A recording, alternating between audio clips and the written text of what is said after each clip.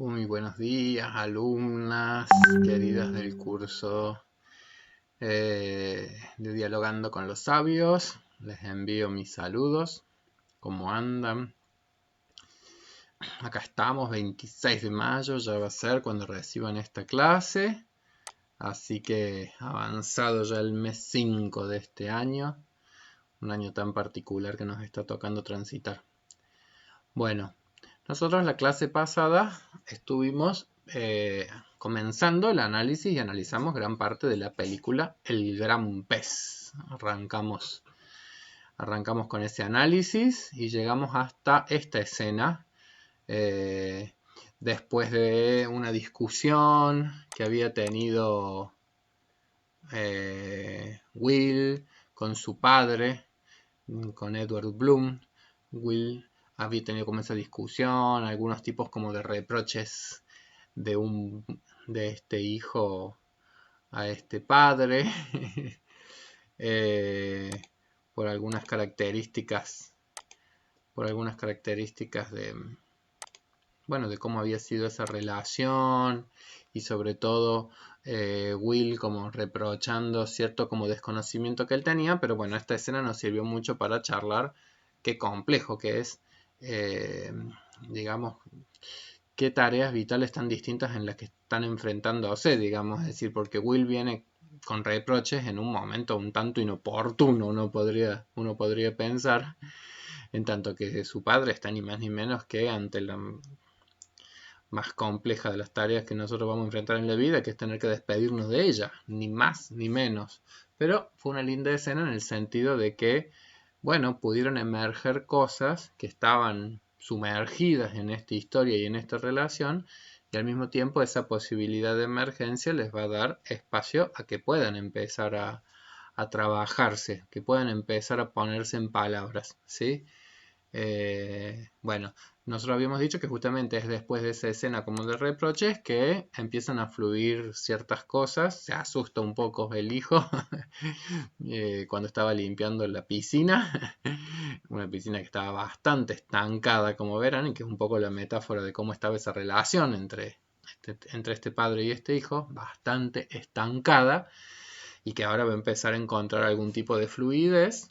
Y siempre son, acá en esta próxima escena, esto de la fluidez tiene mucho que ver con los personajes femeninos que van apareciendo, que le van abriendo el juego para que él pueda justamente empezar a hacer unas relecturas de la propia vida, del pasado del padre. Entonces lo llevan, vieron, es como una escena en donde le dicen, bueno, tu padre quiere ver algunas cuestiones en su oficina, entonces sí podía ayudar como a ordenar las cosas, y es cuando llegan a ese desván lleno de objetos en donde van emergiendo más historias, y en donde no solamente van emergiendo más historias, sino que en algún punto también empieza a poder reconectar con aspectos de la historia de ese padre, ¿sí?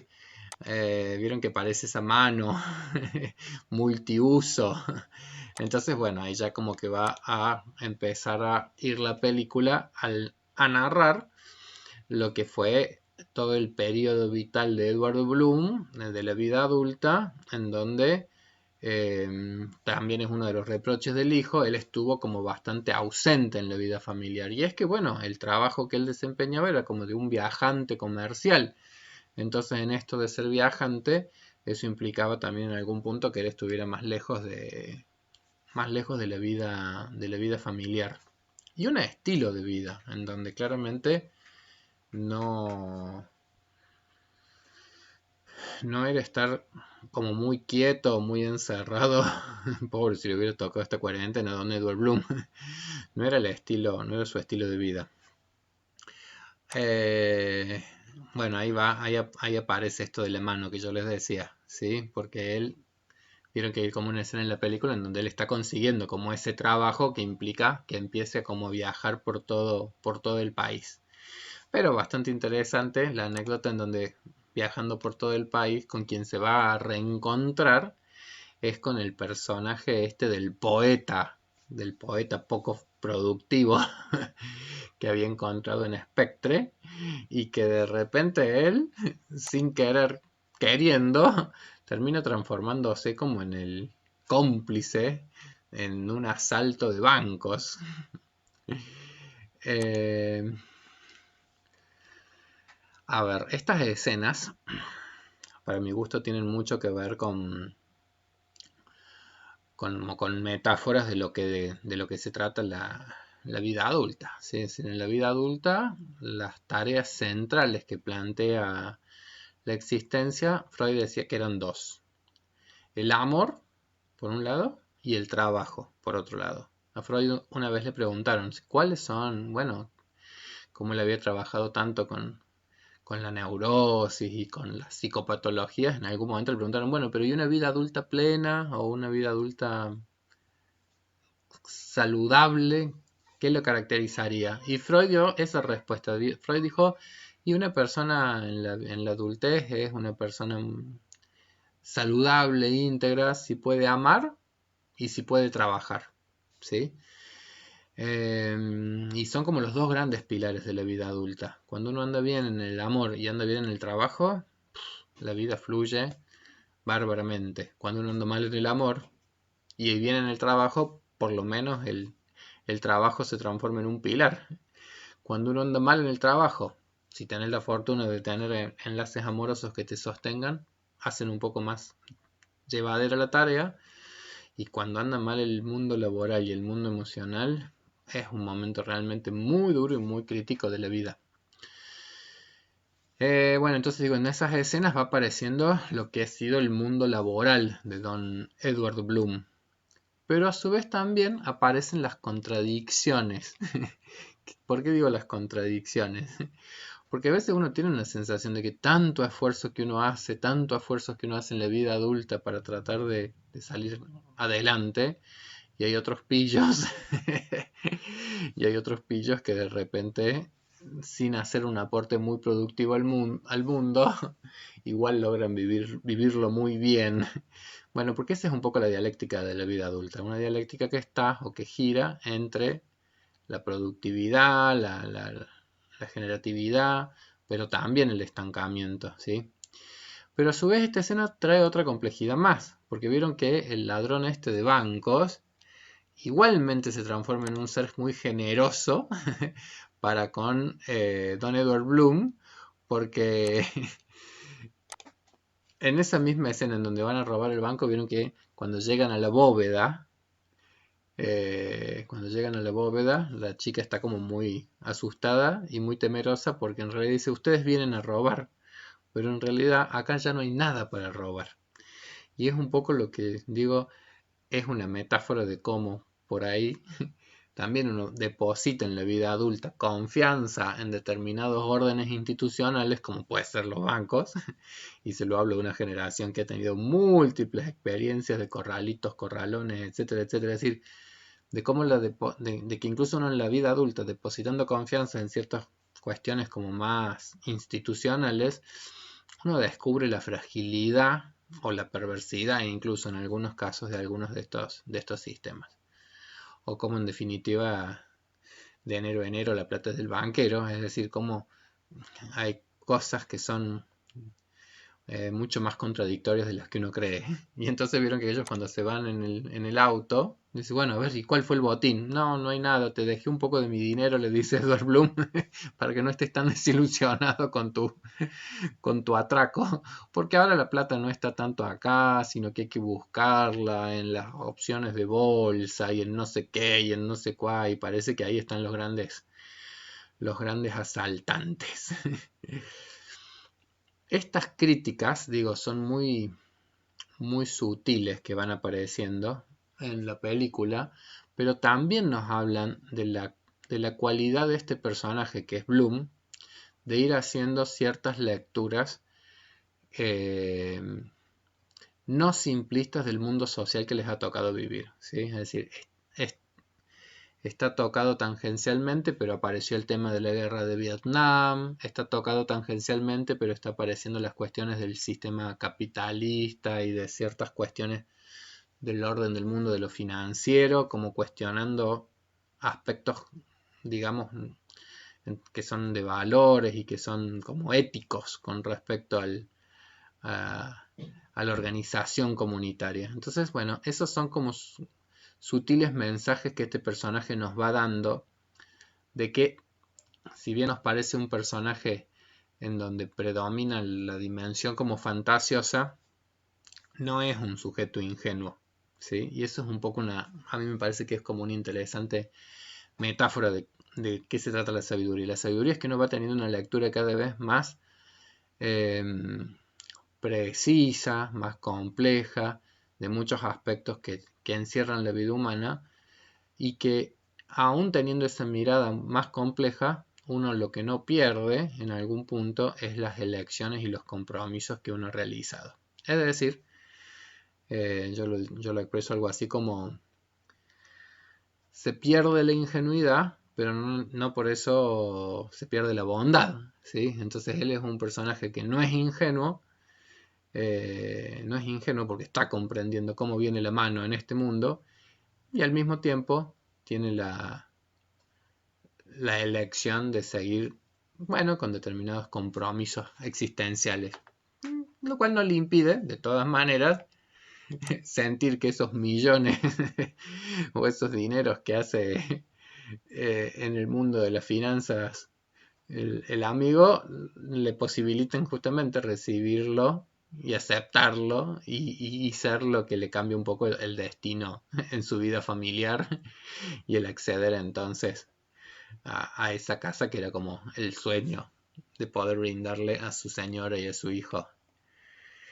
Bueno, después que hemos pasado por estas escenas que tienen que ver con este ingreso al mundo del trabajo, para mí viene como una de las escenas más hermosas, más bellas que tiene esta película, que por supuesto vuelve a la realidad del momento presente que está teniendo Don Edward Bloom. Vieron que él aparece en esa escena de la tina, él está primero como sumergido, y acá yo insisto que él estará sumergido en sus mundos internos, pero también él está profundamente conectado con el mundo externo. Es decir, lo que él lo enlaza con su hijo, con su señor y con la vida es algo absolutamente profundo. Y esta escena, digo, para mí tiene la fuerza eh, de mostrarnos de qué se trata el amor, como quien dice, del vínculo amoroso que hay entre Edward y la señora, de la posibilidad que tiene su señora de compartir también ese mundo por Edward. Y esta escena contrasta mucho con cómo fue el inicio de este vínculo, ¿sí? Durante la semana, por ahí, Cristina me preguntaba si podía ampliar un poco la idea de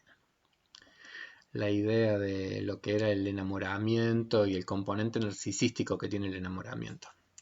Y este es un buen momento para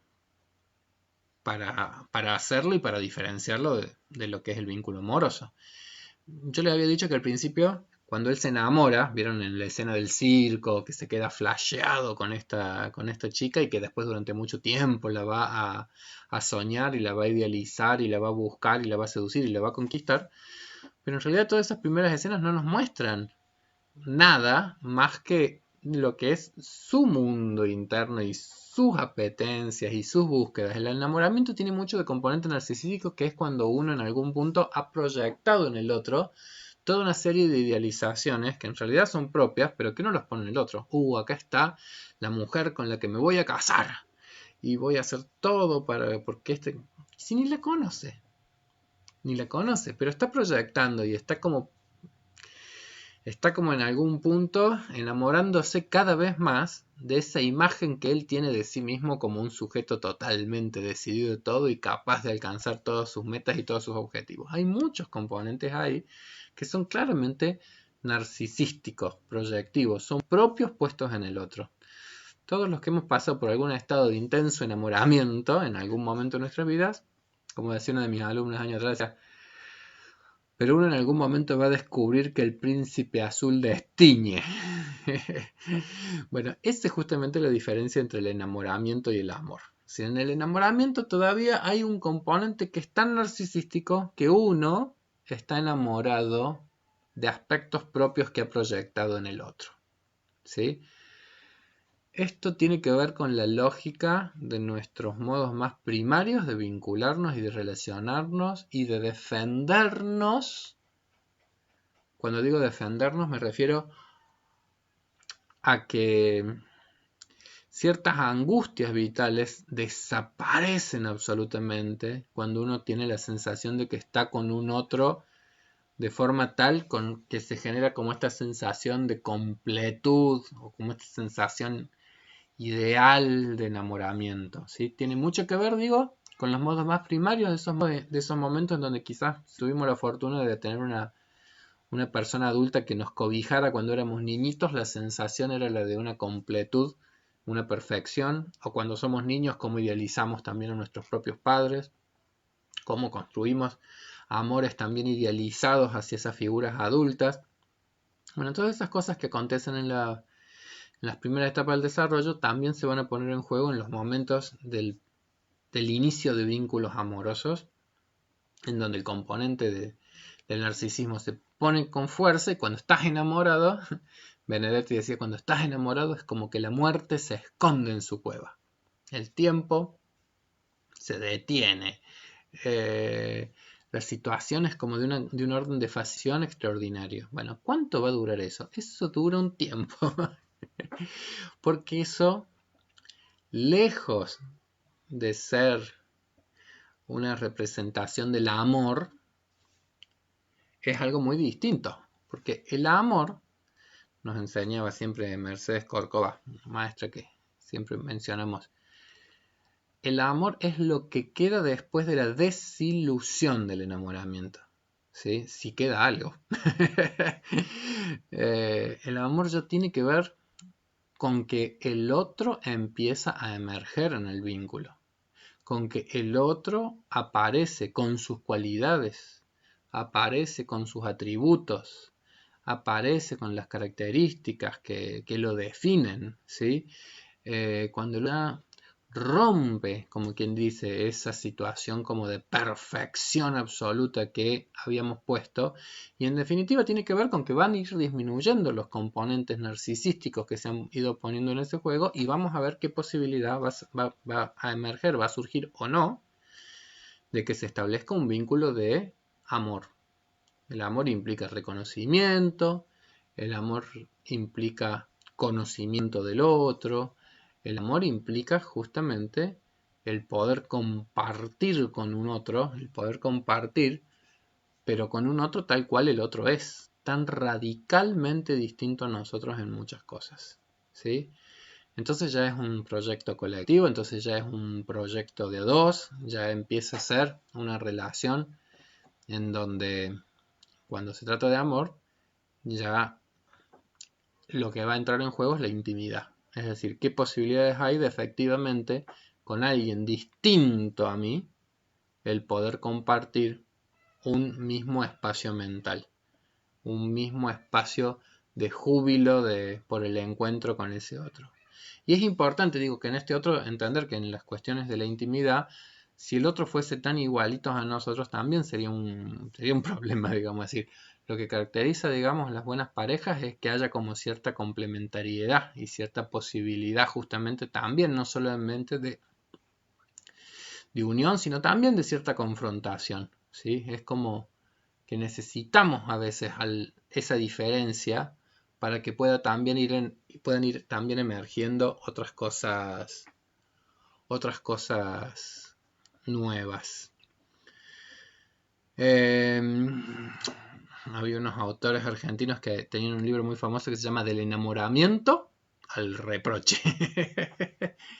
Como las etapas por las cuales va pasando un vínculo. El enamoramiento es esa etapa idílica inicial, insostenible e ilusoria por sus componentes narcisísticos. Y en realidad el narcisismo después es también como la gran trampa que nos enamora, pero el amor después es justamente lo que nos desatrapa un poco de esa trampa cuando el otro emerge como otro realmente, entonces ya deja de ser un reflejo como un espejo y empieza a ser la más madura tarea de enriquecernos a partir de vincularnos con un otro que es distinto a nosotros. Aprender a tolerar, aprender a compartir, aprender a convivir. Entonces esta escena, digo, esta es la escena del amor, no del enamoramiento de otras épocas. Esta es la escena del amor, esta es la escena en donde está claro que han compartido, que ella también ha compartido ese mundo tan distinto, que lo respeta, que quiere, que lo aprecia, ese mundo onírico que ha construido, que ha sido parte de la vida también, un estilo de vida distinto. Eh, Creo que esta escena es como muy intensa, sobre todo cuando uno ve, esta escena para mí, a mí me marca mucho porque digo, es la escena como de despedida que se están brindando. Y una despedida en la cual yo creo que él está hasta más íntegro o más preparado, como quien dice, para la partida que ella. ¿Sí?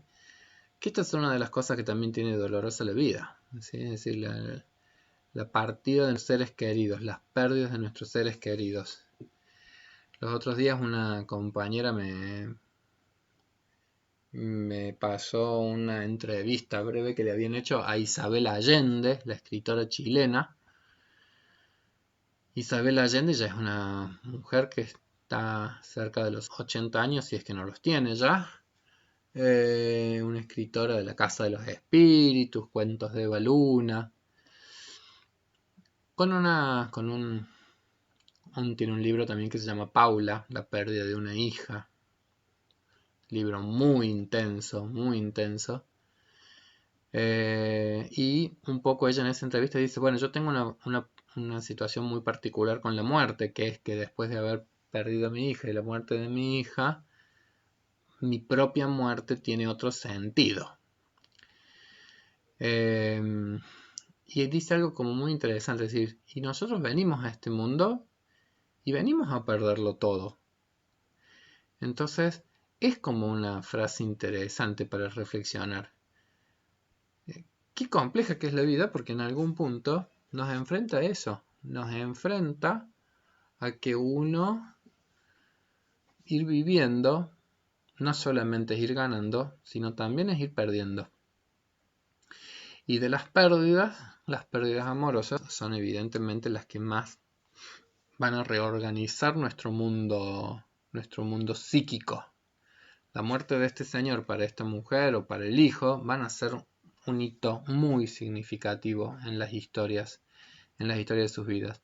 Pero enlazándolo a lo que hablábamos la semana pasada de la integridad, yo creo que en esta escena para mí es casi como evidente que él está más listo para la partida que ella, como muchas veces nos acontece en nuestras historias, digamos, ¿sí?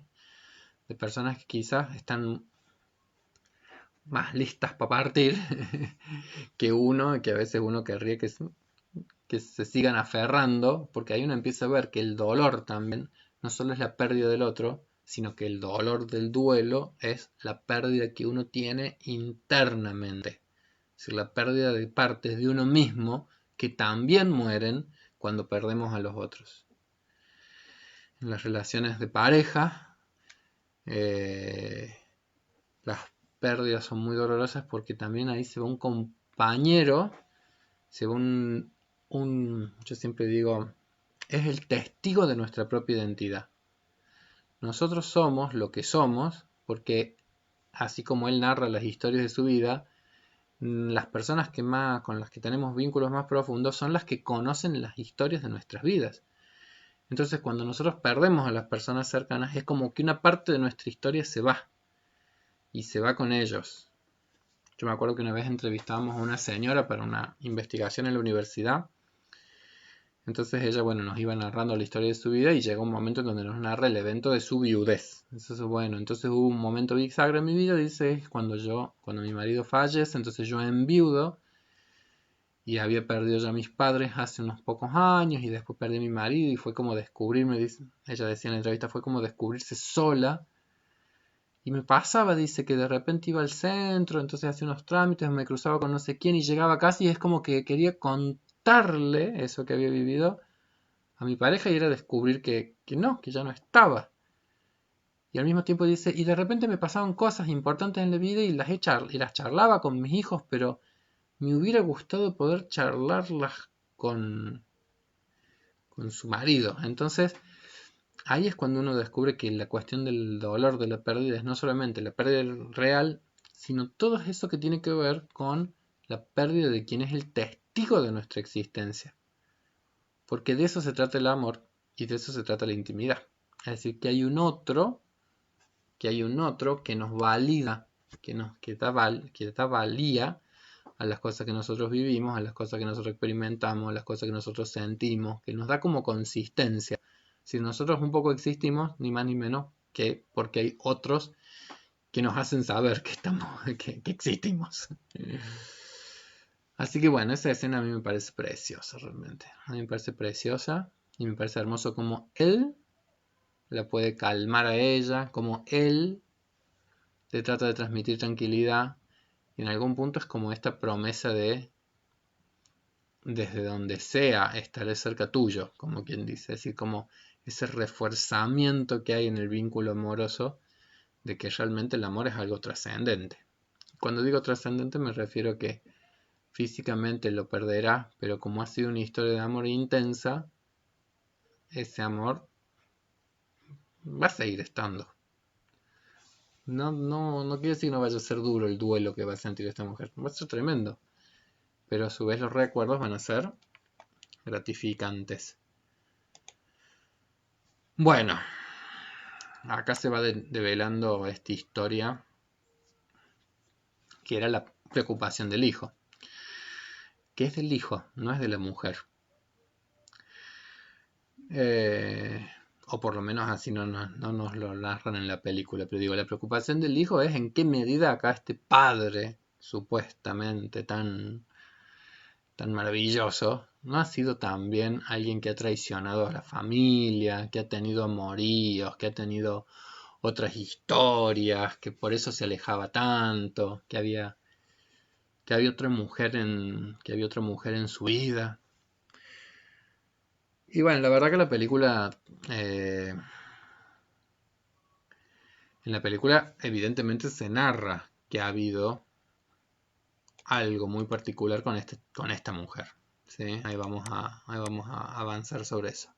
Él lo descubre a partir de, bueno, de esos arreglos que está haciendo en, en el desván y que va encontrando pistas de esta historia de su padre y encuentra de repente unos fideicomisos y encuentra unos documentos que le posibilitan que justamente vaya a la búsqueda de estas informaciones que él quiere saber y que se encuentre entonces con esta chica, con esta mujer,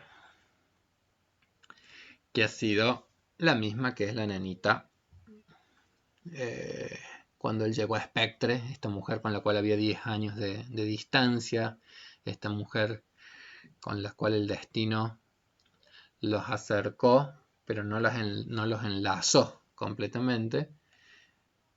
Y entonces ahí, bueno, vieron que él cuando llega a esa casa, bueno, entran a charlar y él como muy rápidamente lo primero que le pregunta es básicamente si ella era la amante de su padre. ¿Y por qué me preguntas eso? Porque se está muriendo y ahí aparece esa cosa eh, dolorosa en ella. Es decir, lo que a ella lo ata históricamente con Bloom es algo del orden del amor. Qué complejo que son las cuestiones vinculares. La película es como muy cuidadosa en no darnos ninguna pista de si entre ellos ha habido efectivamente algo del orden de lo erótico que los unió o no, que puede ser una de las facetas, o si solamente fue una amistad entre un hombre y una mujer en donde quizás también estaba esa posibilidad de que pudiera ser algo más que una amistad. Una vez entrevistando a una señora, siempre me voy acordando entrevistando a una señora, me acuerdo que salió un relato del enorme sufrimiento que ella como hija había tenido justamente con su padre al descubrir, un poco una posición como la del hijo, la de descubrir que el padre había tenido una historia amorosa, extrafamiliar, ¿sí? Entonces una sensación de dolor, de traición, de enojo, etcétera, etcétera. Pero esta misma mujer que yo entrevistaba dice que llegó un momento en su vida que pudo preguntarse, fíjense qué capacidad para manejar el enojo o la desilusión que su padre había generado, pero que pudo preguntarse, ¿y si efectivamente lo que mi padre sentía por esta mujer, que no era su madre, era amor? ¡Wow! ¡Qué posible! ¡Qué fantástico! Yo digo, qué fantástico que esta mujer haya podido llegar a un nivel de comprensión tan grande como para que el enojo que él tenía por esta historia pudiera igualmente dar espacio para una reflexión tan profunda como es justamente la de preguntarnos qué es el amor.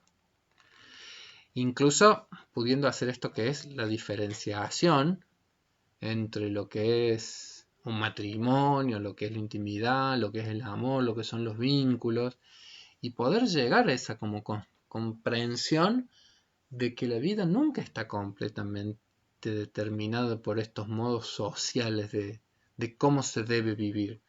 Porque en esta película incluso está claro que él va a vivir incluso como se debe, en el sentido de que al momento de la decisión de tal vez de romper su vida familiar y de tal vez de comprometerse más amorosamente con esta mujer, nuestro personaje escoge su vida familiar. Entonces digo, pero aún en esta película en donde todo más o menos responde al patrón de lo políticamente correcto, esta película igual nos posibilita ver las complejidades de los vínculos amorosos. Es decir, acá también ha habido un vínculo amoroso, distinto, no matrimonial, pero no por eso menos significativo para una historia de vida. Complicado, complejo. Difícil tal vez para un hijo, difícil tal vez para la mujer de Edward, o tal vez no tanto, o tal vez no tanto, no sé. Estos ya son los temas bien complejos.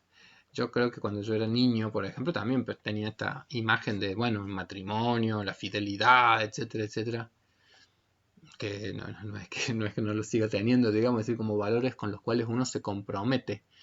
Pero digo, cuando uno es chico creo que los entiende de una manera como muy esquemática a muchas de esas pautas sociales y que después justamente la comprensión más de las complejidades que tiene la existencia a veces a nosotros nos pueden llegar a ser como más comprensivos de esas complejidades.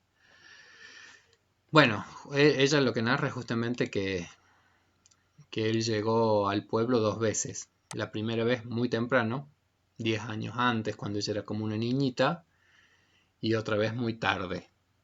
Y para mí es como una linda metáfora eso lo que ella cuenta, es decir, de cómo, bueno, efectivamente, entre ellos podría haberse llegado a dar una relación amorosa con posibilidades de un compromiso mayor. Pero a veces la vida tiene como esos juegos, de que por azares, por destinos, podría haber sido y no fue. Lo que podría haber sido y no fue. ¿Sí? Bueno, parte de la integridad psíquica de nuestro personaje tiene mucho que ver con eso. Es decir, con que la vida tiene muchas cosas que podrían haber sido y que no fueron. Y poder uno igual estar a gusto con ellas. Poder estar a gusto con ellas. Nuestro personaje, de todas formas, creo que está así, más íntegro que incluso que quizás esa sensación más dolorosa que está sintiendo ella. ¿Sí? Porque ella lo que siente es justamente como que como que la vida le hizo una mala jugada. Y en ese vínculo o en esa relación, al menos las cosas no salieron como yo hubiese deseado. Y está claro. Ella narra, bueno, cómo vuelve al pueblo, qué sé yo, que una tremenda lluvia, entonces, tremenda lluvia, como que hay una escena así que está bajo el agua, y vuelve a aparecer la, la mujer sirena que lo saluda. Y esto ya apareció otra vez, ¿se acuerdan de esa escena como de la laguna al principio de la película cuando está en Spectre? Entonces digo, evidentemente que acá está apareciendo siempre el componente del erotismo, ¿sí? Es decir, esta mujer desnuda, es decir, siempre aparece la cuestión como del erotismo, que es la diferencia, que es algo que se diferencia justamente del amor, de la intimidad o del compromiso, que es otra dimensión, pero que creo que en la película justamente se va produciendo como ese juego, de como demostrarnos que en la vida uno va descubriendo que son facetas distintas, las del erotismo, las del vínculo de compromiso, las del vínculo de la intimidad. Él llega a ese pueblo que está como quien dice ahora abandonado, destruido, estancado, y él ahí hace lo más potente que puede, que es justamente empezar a hacer como toda una tarea de reconstruirlo y de dejar como su huella productiva en este mundo. Bueno, es un poco la metáfora de lo que yo les decía que es el amor y el trabajo. Bueno, entonces él en algún punto toda su productividad tiene que ver con pasar por el mundo y dejarlo más bello. Y ahí es cuando se encuentra entonces con esta mujer, que no es que se encuentre, sino que se reencuentra. ¿Por qué? Porque es esta niña. ¿Sí? Esa escena cuando la nena lo deja, le dice, prométeme que volverás. Entonces está cumpliendo con la promesa sin saberlo. Pero ahí es donde digo que ese es el desencuentro amoroso. Desencuentro que tiene su origen, digamos, justamente un amor que ha sido como un amor imposible. Y acá aparece otra metáfora importante, que justamente que en la génesis de nuestros amores, nuestros objetos primarios del amor han sido objetos imposibles. La famosa ley de prohibición del incesto, la cuestión edípica. Llegamos al mundo y nuestros objetos de amor son papá, mamá, son los objetos que tenemos cerca, son nuestros objetos con los cuales nos enlazamos amorosamente y resulta que nosotros vivimos en un mundo en donde está prohibido justamente, en donde está cercenado como legalidad que entre las generaciones pueda circular algo tan intenso como es lo erótico y por lo tanto está destinado a que nosotros nos lancemos en la búsqueda de otros objetos de amor, que tengamos que renunciar a los objetos primarios e incestuosos. ¿Por qué? Porque son imposibles según esta norma de cultura y tengamos que ir a la búsqueda entonces de otros objetos de amor. Entonces digo, en esta mujer ha quedado la huella de este amor imposible que de niña sintió por Edward y que ahora de grande también lo siente y él con una torpeza supina porque ella lo trata como de, bueno, lo rechaza, que se vaya, que se vaya, que se vaya y él, esta casa se traba y acá las cosas lejos de estar derechas están torcidas y ya estamos justo como en todo en este vínculo y en toda esta relación en donde nos lo muestran a él en esa duda que ha tenido probablemente en su historia vital de cómo conducir su propia existencia. ¿Sí? Bueno, la reconstrucción de esa casa, pues aparecen todas esas escenas, pero en el momento en que ya todo está listo, en el momento en que ya todo está reparado, esa es la escena en donde digo, justamente aparece ese componente erótico que claramente está presente y está insinuado y que en algún punto, digo, en la película este personaje nos narra de su elección, de una elección que ha tenido que ver con mantenerse fiel a la vida familiar, mantenerse fiel al vínculo matrimonial que llevaba adelante. Y entonces esta chica, cuando le va narrando todo esto al hijo, dice, en algún momento me di cuenta que yo no podía competir con la realidad de tu existencia, ¿sí? Los hijos son un motor, un factor de unidad también muy grande en términos de lo que son los núcleos familiares. Son una fuente de unión muy intensa. Eh, Porque la verdad es que la cultura monogámica, lejos de estar inscripta en nuestros genes, digamos, no hay cuestiones genéticas, sino que los modos de vinculación amorosa, digamos, son productos claramente culturales, como quien dice, ¿sí? Es decir, si la monogamia fuese algo genético, no existiría la infidelidad. Si fuese algo genético, no existirían los harenes en otras culturas. Es decir, los modos en los que nos enlazamos los seres humanos, los modos amorosos en que los enlazamos los seres humanos, responden a un patrón que tiene que ver con ciertas expectativas que son culturales, pero el deseo humano, por ejemplo, o la excitación o el erotismo que pueden hacer en un vínculo, es decir, eso es parte es parte de nuestra condición. Lo que también es parte de nuestra condición es las posibilidades de elegir y de decidir. Y bueno, en el caso de esta película, la decisión de él tiene que ver justamente con la preservación de ese grupo familiar que él ha constituido. Él se retira de ese pueblo con el pueblo reconstruido.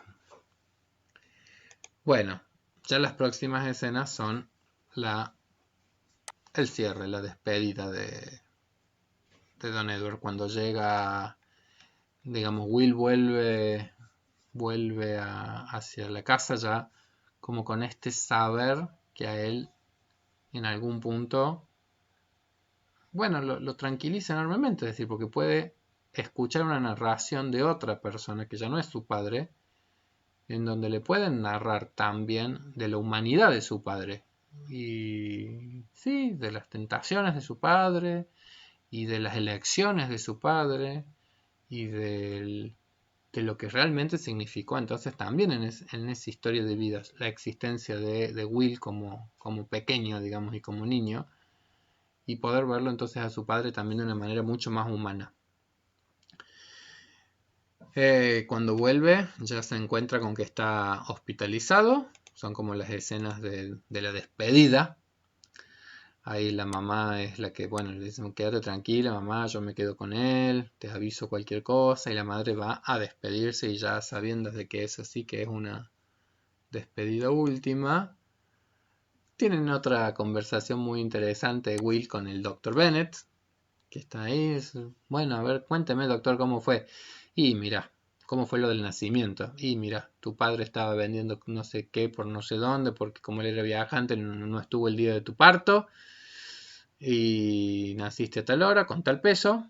Y ese es el dato objetivo. Aburrido, comparado con toda la historia del pez y el gran pez que podía narrar el padre.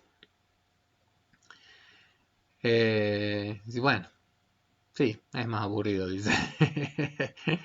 Pero bueno, yo lo prefiero así.